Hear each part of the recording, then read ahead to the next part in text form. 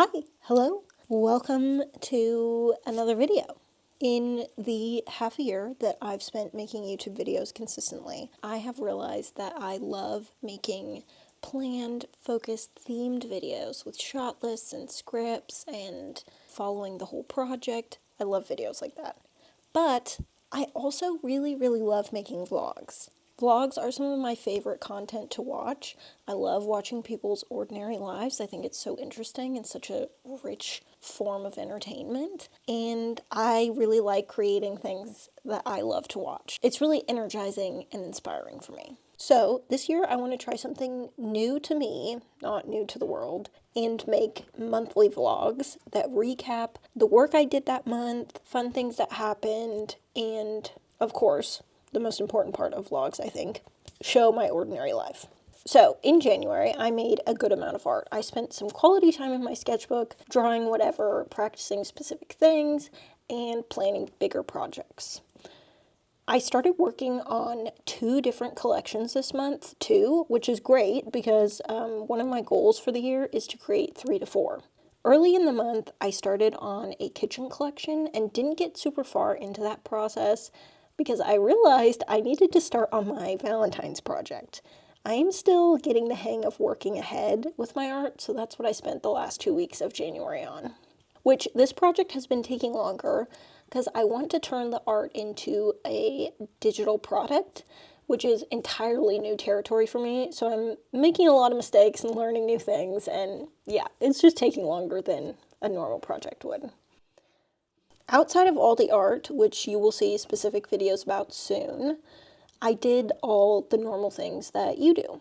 Chores, cooking, walking my dog, working, going outside, trying new things, you name it. I hope you enjoy my little bit of life beyond art in this video. And yeah, let's get into it. Let's roll back January.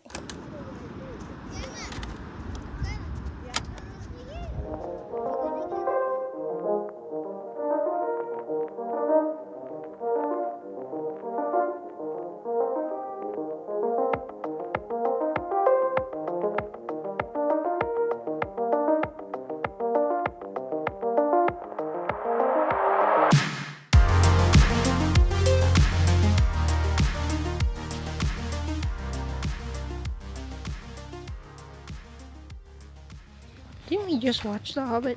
Yeah, but living here makes me want to watch Lord of the Rings and The Hobbit like all the time. Like, I just want to have those movies on repeat right now. Yeah. Am I wrong for that?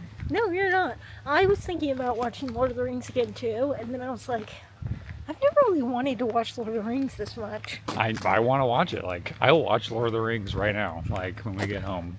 Like it's a weird feeling living in an area like this that just like you want to fully immerse yourself in the fantasy. You're like, I do live in a fantasy world. You live in ogres. We do live in a fantasy world, but if I watch Lord of the Rings, then I live in an even more fantasy world, and the vibes are just immaculate. As they say.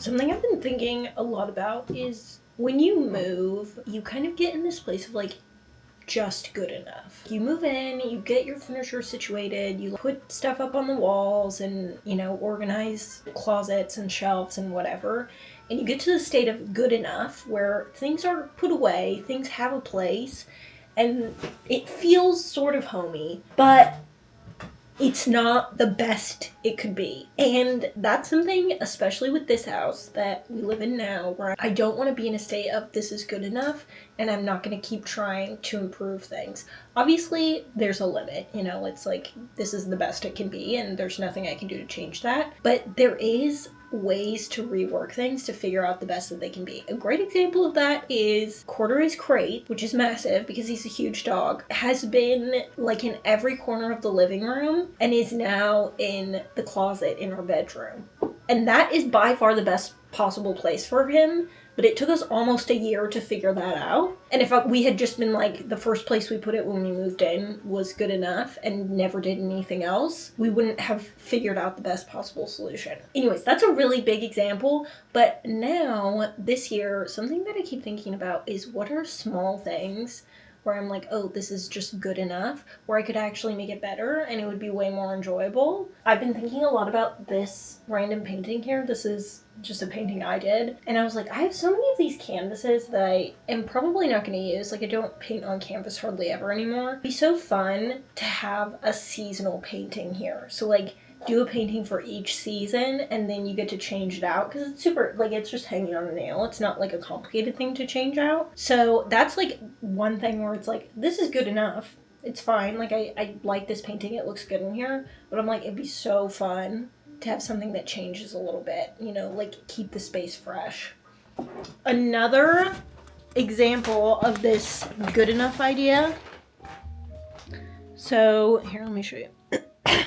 This is my record player under here, and it has this cover for it, which is fine. It's good enough. It does the job. It keeps the dust off, keeps the machine so that it can work properly.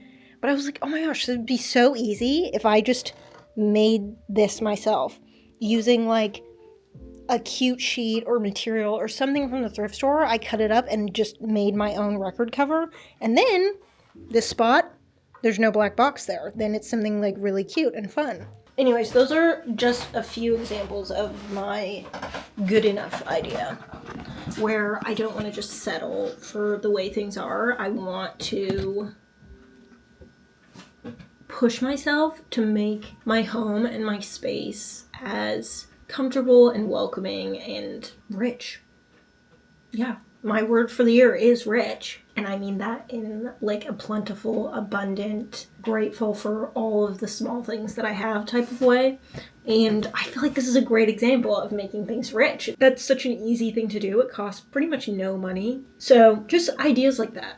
Those are the things that I'm looking at and thinking about. Obviously not in a hurry to change anything because, again, this is good enough. But anyways.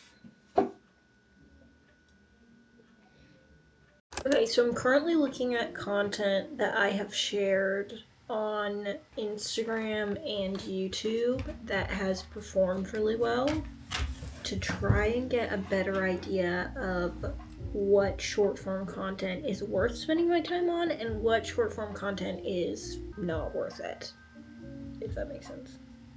I think some things, even if they don't get a lot of views, but if I feel like it's a good example of me sharing my work, I will want to still do. Because there's like a difference. There's some content that I create where its sole purpose is to share my work and it's not necessarily about it performing super well, even though it performing well would be nice.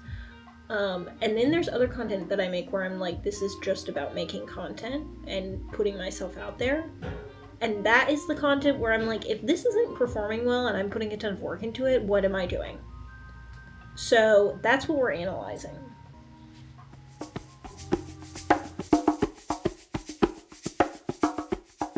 Got this cookbook for Christmas, so we're gonna try making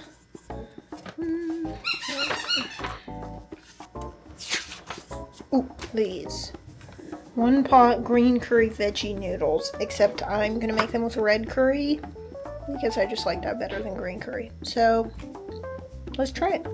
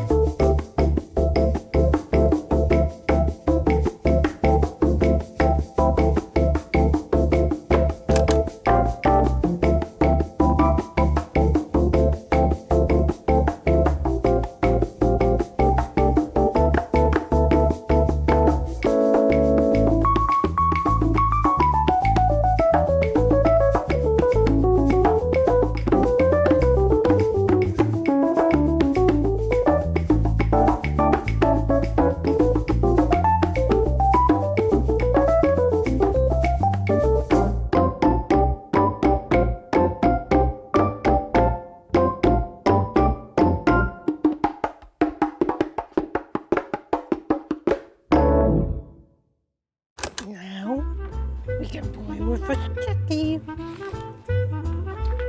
Okay, not this stick though, because that's not good for throwing.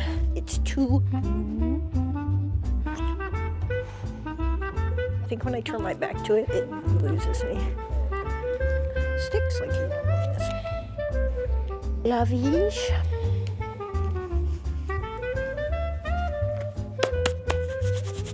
One of the most gratifying purchases I have ever made in my life was for the espresso machine that I bought before we got married, but it's ours now. Anyways, I bought that when I graduated from college. I told myself that if I finished my online degree, which I did not want to do, I could buy a fairly expensive espresso machine. So I told myself I could buy that if I finished my degree, and I could buy it probably a year and a half before I finished my degree. I had the money saved, but I didn't buy it until I actually finished the degree. And because of that, it was so satisfying. Even to this day, every time I use it, I think about the fact that I bought this because I finished something that was really hard and really difficult and something I didn't really want to do. And I think that's one of the things I love about gardening is that you have to wait. No matter how much time or effort you put in, there's no instant gratification to gardening whatsoever. You have to wait. It forces you to wait. And it becomes such a satisfying process when you do wait. And there's parts of it that I hate, but outside of that, I love the fact that there's no instant gratification in gardening, and you have to do it within the seasons. That's also really satisfying to me, because there are so few things in life that are confined to seasons anymore. In the culture that we have today, like nothing's really confined to seasons. You can do anything whenever you want. But gardening is not about that. There's no instant gratification. You get to force it and have, watermelon and pumpkins in January.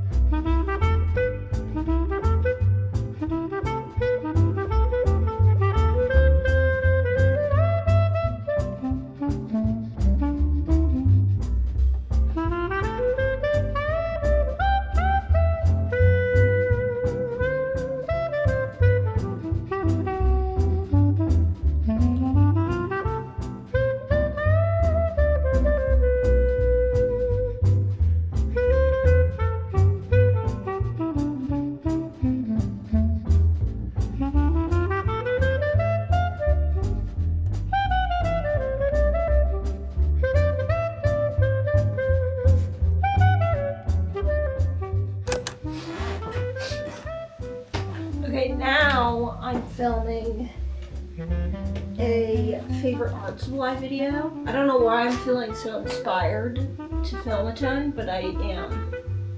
So I'm just go with it, we're just going with it.